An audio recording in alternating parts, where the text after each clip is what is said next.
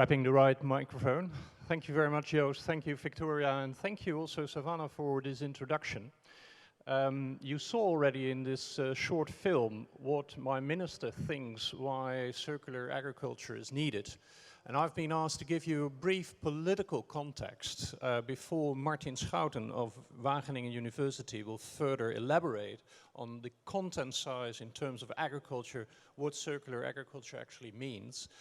But I would like to say a few words about the Dutch government approach and the political context in which this was presented 2 years ago when this new government came into office. Carola Schouten is part of a coalition of 4 political parties, Christian Democrats, liberals of 2 kinds, the more conservative Liberal Party and the more liberal Liberal Party, and then, of course, to her own Christian Union Party. She is of a smaller denomination, but she also, of course, is the Deputy Prime Minister within this government. And when she started, she came to the ministry and she asked her staff to say, okay, what are we going to do in terms of relaunching and getting a new balance with nature? Because as we all know, and we see the SDGs mentioned here, there is a lot at stake here on our planet. There has to be found a new balance between nature and agriculture. Yesterday's report of the IPBES about the loss of biodiversity was another reminder of indeed what is at stake if we do not get a new balance between what we take from the earth and what we give back to the earth. And hence the whole idea of circularity. Now, this wasn't something that she could sell very easily within her coalition partners and within the government. She had to make a convincing story. Because if you want to achieve a better balance between nature and agriculture, and you put far more emphasis on restoring environmental values, having better water quality, for example, or do something against soil degradation, you have to think at the same time about the impact that policy has on farmers. To give you one example, if we are putting a ban on certain poisons that the beetroot farmers are using in the Netherlands, that will have positive effects probably on the soil, but it will lead to a production of sugar beet roots to a far less yields than so far we have seen.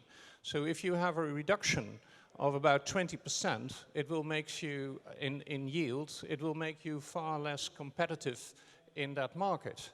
Especially if, for example, in Poland or in other countries around the European Union, the same poisons are still allowed. So these pesticides, are we going to ban them? And what are the effects indeed on our production?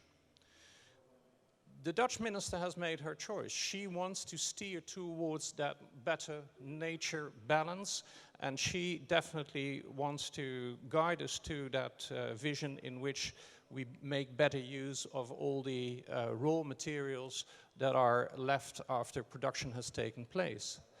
But at the same time, and that's something that I would like to emphasize here, and that was why it's still also sometimes a political difficult way forward, is how do we protect the income of the farmers? Because if we are asking a lot of our farmers, if we really want them to farm in another way, then we have to make sure that they can make a sustainable living as well. Over the last decades, we have seen that the income of the farmers has relatively dropped compared to other trades in the economy. In other positions in the economy, you could make a far better living than in farming. The return on the capital, on the equity that farmers have invested is relatively very low.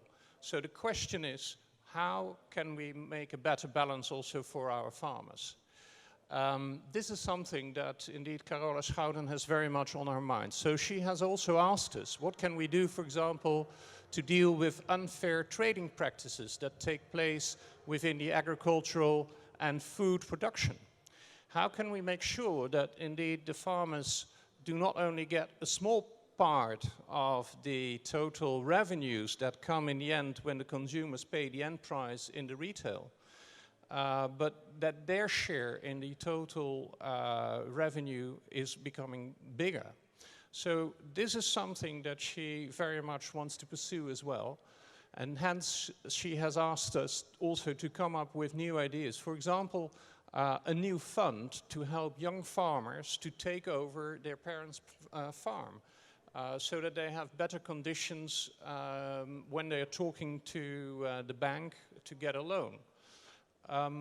There is a lot that we can do here. We also have to look into certain aspects of competition law, even at a European level, to allow farmers to have better forms of cooperation.